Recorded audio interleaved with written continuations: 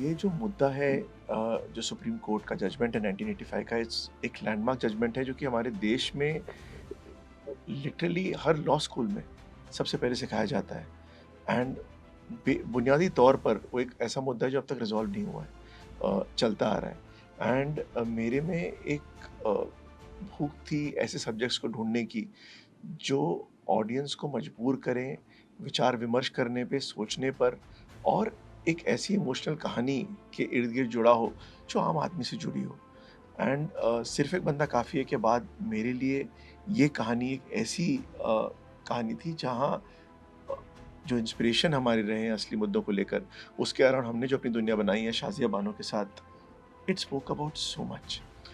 मैं एक single parent child रहा हूँ। मेरे पिताजी का बचपन में देहांत हो गया था। मैंने अपनी माँ की स्ट्रगल्स देखी हैं। मैंने शाज़िया बानो के कैरेक्टर्स में उसी तरह की स्ट्रगल्स अपने राइटर रेशुनाथ के साथ बोई, जहाँ एक औरत जो एक डिग्निटी से इस सोसाइटी में जीना चाहती है और किस तरह उसको स्ट्रगल करनी पड़ती है। मेरे लिए बेसिस या जेनेसिस इस कहानी का वो था और फिर उसके अंदर जो मुद्दा जुड़ा, वो नेशनल मुद्दा बन गया। ये एक जब आप कहानी कोई स्क्रिप्ट पढ़ते हैं तो बतौर एक्टर ये मेरा काम है, ये मेरी विद्या है कि मुझे पढ़ना है, मुझे समझना है, सिर्फ पढ़ना नहीं है। और जब लोग प्रेप की बात करते हैं, आपने क्या प्रेप किया, पहले कुछ ना करे भी जो एक इमोशनल अंडरस्टैंडिंग है समझना किरदार के लिए, वो बहुत ज़रूरी है। खासकर जब एक बहुत बढ़िया स्क्रिप्ट लिखी हो, वो नज़र आता है। पहली बार मुझे याद है जब मीटिंग के लिए सुपर्ण आए और रेशु नाथ जो जो राइटर है फ़िल्म की, मैं उनका सुर समझ गई। ऑफ कोर्स जब पढ़ी मैंने स्क्रिप्ट तो वो अलग बात है, पर सुपर्ण बहुत क्लियर थे कि वो क्या फ़िल्म बनाना चाहते हैं, वो क्या दिखाना चाहते हैं, वो कैसे इसका ट्रीटमेंट करना चाहते हैं। तो एज़ एन एक्टर मैं क्या कर सकती हूँ, एक है एक performance, at the same time जो लुक है फ़िल्म का, कोई भी फ़िल्म हो एक्चुअली, कोई भी फ़िल्म हो, लुक उतनी ही वो कॉम्प्लीमेंट करना चाहिए उस लुक को आपकी परफॉर्मेंस से। अगर मैं किरदार इस तरह का निभा रही हूँ but full fledged make look convincing नहीं है आपके लिए, कहीं न कहीं ऊपरी परफॉर्मेंस रह जाएगी। एक सिर्फ़ एक परत लगेगा, एक सरफेस लेवल परफॉर्मेंस है। तो जब उन्हें सुपर्ण ने कहा यामी जैसे जो फाइनल जो स्पीच है, फ़िल्म भी काफ़ी दौर से गुज़रती है। You see her in her 30s, you see her as a young girl, फिर उनकी शादी होती है, बच्चे और फिर आगे दोनों की लाइफ़ में क्या होता है। तो जैसे-जैसे दौर बढ़ रहा है वैसे-वैसे आपकी अपीयरेंस भी बढ़ती है। हमने कुछ प्रोस्थेटिक्स इस्तेमाल नहीं किए क्योंकि कई बार क्या होता है फिर किसी का ध्यान चला जाता है कि अरे! ये ठीक नहीं था, वो ठीक नहीं ना, वो डिस्ट्रैक्ट कर रहा है, तो उससे अच्छा है जितना नेचुरल रख सकते हैं, हम वो रखते हैं। तो कुछ सीन्स हैं जिसमें मैंने कुछ मेकअप ही नहीं इस्तेमाल किया। इनफैक्ट थोड़ा और हमें लगा कि अंडर आई में और डेप्थ होना चाहिए। It's not about vanity, it's about a, making that character inside out कि स्किन भी आपको लगे कि उन्हीं की है, यामी की नहीं है, शाज़िया की ही है। देखिए भले भले ही फ़िल्म में जो रेफ़रेंस है, वो इंस्पायर्ड है एक रियल लैंडमार्क केस पे, जो सुप्रीम कोर्ट की जजमेंट रही है 1985 जो हम शाहबानो केस उनकी बात करते हैं।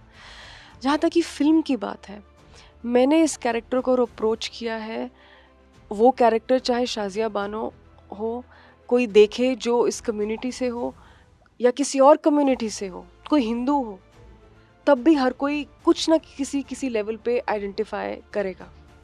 क्योंकि जो प्रॉब्लम्स हैं, जो समस्याएँ हैं, वो सिर्फ़ एक फ़ोल्ड नहीं होती। आज भी भले आज हमारे पास माइक है, हम बात करते हैं, हम अवेयर हैं, एजुकेटेड हैं, सब बोल रहे हैं बेटी पढ़ाइए, अपना राइट्स पता होने चाहिए, बहुत जागरूकता है जो बहुत अच्छी बात है। तब भी जो देखिए हिंदुस्तान बहुत बड़ा है, हम भी हिंदुस्तान से ही हैं और जो एक एक छोटे शहर है वो भी हिंदुस्तान है, जिसे हम हार्टलैंड बोलते हैं।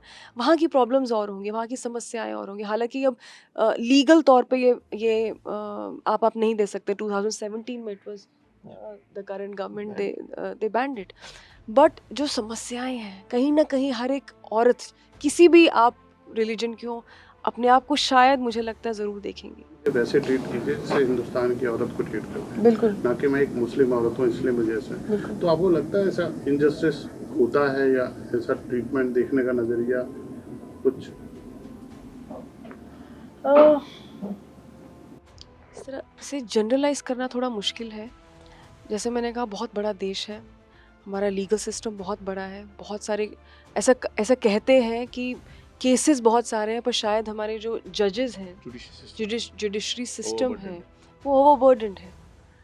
तो मैं भी बहुत इंट्रीग्ड होती हूँ कि ये कैसे होता है, how do you sort out. कई बार कहते हैं हमें, आई मेट समवन जो कोई फैमिली फ्रेंड्स हमारे, ही वाज अ जज, हाई कोर्ट जज। उन्होंने कहा मैं जस्टिस में विश्वास करता हूँ, तो कई बार ऐसा होता है कि वो लोग प्रेजेंट भी नहीं होते, पर मुझे जो लगता है, जो फैक्ट्स हैं, मैं उन्हीं के फेवर में, कितनी बार ऐसा हुआ मैंने दे दिया है, जो शायद नहीं भी आ पाए हैं judgment, because there so much going on. कब तक मैं हम फाइल पेंडिंग रहेगी।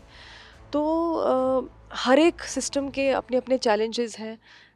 इसलिए से, क्योंकि हमारा कंट्री इतना डाइवर्स है, 10-10 किलोमीटर में तो भाषा बदलती है, तो इसे जनरलाइज करना बहुत बहुत मुश्किल है। अगर प्रॉब्लम्स हैं, उसका सोल्यूशन भी है। वो प्रॉब्लम ख़त्म होती है तो शायद आने वाले वक्त में फिर कुछ, जैसे हमारी ज़िंदगी है, आज कल कुछ 10 साल पहले मेरे कुछ और चैलेंजेस थे, आज वो नहीं है, आज कुछ और होंगे। तो यही ज़िंदगी है। तो पर कोशिश यही रहती है कि एज अ ह्यूमन आप क्या कर सकते हैं। हम एंटरटेनर्स हैं, हम एंटरटेनमेंट बिजनेस में हैं। कई बार हम ऐसी फिल्में करते हैं जिसका बिल्कुल भी रियलिटी से कोई लेना देना नहीं है, और कई बार मौका मिलता है कि एंटरटेनमेंट के साथ के माध्यम से, उस पैकेजिंग में कैसे हम आपको एक ऐसी कहानी बता सकें जो शायद आपको एम्पावर्ड छोड़े, आपको एक पावरफुल महसूस हो, और कब क्या कोई रेफरेंस किसी का लेकर कुछ अच्छा हो जाए, ऐसा भी होता है। मेरा हमेशा ये रहा है कि हम 2 तरह से सवाल उठा सकते हैं। एक, जहाँ एक समस्या है, जहाँ जिसका निवारण नहीं हो रहा, और एक है कि डिस्पाइट इट ऑल सिस्टम चल रहा है। सिर्फ एक बंदा काफ़ी में सिस्टम चला, किस तरह एक छोटे टाउन लॉयर ने उसको चलाया। हक के अंदर शाज़िया बानो एक छोटे वर्ग की, सोशली बहुत ही अकेली औरत, जो मतलब किस तरह सेशंस कोर्ट से, हाई कोर्ट से, सुप्रीम कोर्ट तक जीतती गई, सोसाइटी के ऑपरेशन के अगेंस्ट जाकर, समाज के खिलाफ जाकर, अपनी डिग्निटी, अपने हक के लिए उस सिस्टम को यूज़ किया और सिस्टम उसके काम आया। मेरा मानना ये है कि लाइफ में समस्याएं सबकी लाइफ में होती हैं, सबकी लाइफ में कठिनाई होती है। जैसे कोई इंसान नहीं है जो आपको सुखी दिखे या दुखी दिखे, उसकी लाइफ में कठिनाइयाँ नहीं होती हैं। ये हम पे डिपेंड करता है कि हम इसका क्या कर रहे हैं। एंड शाज़िया बानो एक ऐसी इंस्पिरेशनल औरत की कहानी है जो despite it all for the odds and use the system, and system काम करता है, वरना दुनिया बंद हो जाएगी। एंड मैं ऐड करना चाहूँगा, जी यामी जी ने भी जवाब दिया आपको, कि डिस्क्रिमिनेशन दुनिया भर में होता है, हर तरीके का होता है, रूप, रंग, shape, size, economic, social, religion, हर तरह का होता है। बट फैक्ट इज कि हमारा जॉब एज फिल्म मेकर्स उसको दर्शाना है, उसको दिखाना है। एंड अगर एक भी दिल हम बदल सकें और परिवर्तन कर सकें, या आपकी आंखों से हम जो लैक ऑफ नॉलेज का जो पर्दा है उसे हटा सके, जैसे आपने अर्लियर ट्रिपल तलाक की बात की, हमारी फिल्म में दिखाया गया है कि उसे तलाक बिद्दत कहते हैं। कुरान में बाकायदा लिखा है कि तलाक तलाक तलाक करके नहीं दिया जाता, तलाक बोल के 3 महीने रुकता है इंसान। औरत प्रेग्नेंट हो सकती है या सुलह हो सकती है, 3 महीने बाद दूसरा तलाक होता है, उसके तीसरे बाद तीसरा तलाक होता है, ये सही तरीका है। सो ऐसी बहुत सारी चीज़ें हैं।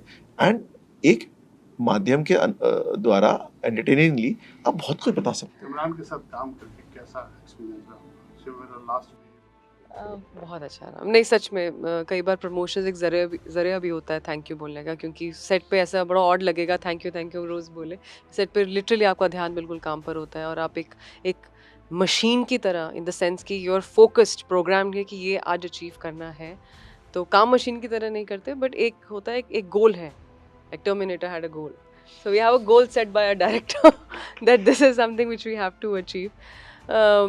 सच में बहुत अच्छा है, बहुत सुलझे हैं, और हर एक के पीछे ना, हर एक की सक्सेस के पीछे कोई ना कोई एक ज़रूर बात होती है जो विच इज़ वेरी डिस्टिंक्ट, चाहे आप उनको पसंद करें या ना करें, वेदर यू लाइक देम और नॉट, बट कोई एक बात ज़रूर होगी जो उनको स्टैंड आउट करता है, हर एक के बारे में, हर एक के बारे में। No one is an exception to this rule, I believe. And I think उनका पेशेंस, उनका प्रोफेशनलिज्म, और उनकी कहीं ना कहीं एक चाह कि मुझे, अच्छा, एक सर्टन फिल्मों में लोगों ने एक टाइम पे देखा, पर अब मुझे अपने आप को एक फ्रेश पर्सपेक्टिव से प्रेजेंट करना है। Then he started doing a lot of such very performance based role, and till date he that's what he is doing. और लोगों का जो रिएक्शन होता है ऑडियंस का, मुझे लगता है वो कभी झूठ नहीं बोलता। वो बनावटी पीआर नहीं है, वो समझ में आता है बनावटी पीआर और एक ऑर्गेनिक, कि लोग आपकी फिल्म की वेट कर रहे हैं कि अरे so I am very happy for him. मुझे ऐसे एक्टर्स के लिए ज़रूरी नहीं हम फ्रेंड्स हो, हमारी कोई बात नहीं होती apart from set, but that is not important. Important bit is आपका एक्सपीरियंस इतना अच्छा गया, आपने कुछ अच्छी फिल्म बनाई, साथ में गुड एनर्जी, तो दूसरे के लिए एक अच्छी विश निकलती है दिल से कि आप दूसरे को त्रास ना दें, आप हमेशा कुछ अच्छा करें कि सामने वाला कोई चाहे आपके फेस पे बोले ना बोले, you should wish well for you, and I really wish well for Imran. छोटा आंसर था। So sweet. आप सबसे फेयर है, मुझे पता है। हमेशा आपने बहुत बहुत साथ दिया है अच्छी फिल्मों का, हमारी फिल्मों का। मेरे साथ जो शख्स यहाँ बैठे हैं वो डायरेक्टर है फिल्म के। He is one of the most passionate and all heart human being. मुझे याद है वो दिन जिस दिन वो मीटिंग के लिए फ़र्स्ट टाइम आए थे, और वो इंटेंट क्या है डायरेक्टर की फिल्म के पीछे वहीं पता चलती है, और वो इंटेंट ऑडियंस वैसे ही कैच करता है। एंड एक फ़िल्म है, बहुत ज़रूरी फ़िल्म है, एक फ़िल्म है जो एक रेजिलियंस, लव, बिट्रेयल, सिस्टम, बहुत सारे सवाल भी हैं। जवाब आप खुद डिसाइड करेंगे, हम नहीं आपको कह रहे ये सही है गलत है, वो हमेशा ऑडियंस का ही डिसीजन होना चाहिए। हम सिर्फ पक्ष रख रहे हैं, और एक एंटरटेनिंग तरीके से, एक कमर्शियल फिल्म है जिसे बोलते हैं, आज के लिए भी बोलना पड़ता है वरना लगता है अच्छा आप कोई और सिनेमा बना रहे हैं, हम भी, ये भी कमर्शियल फिल्म ही है।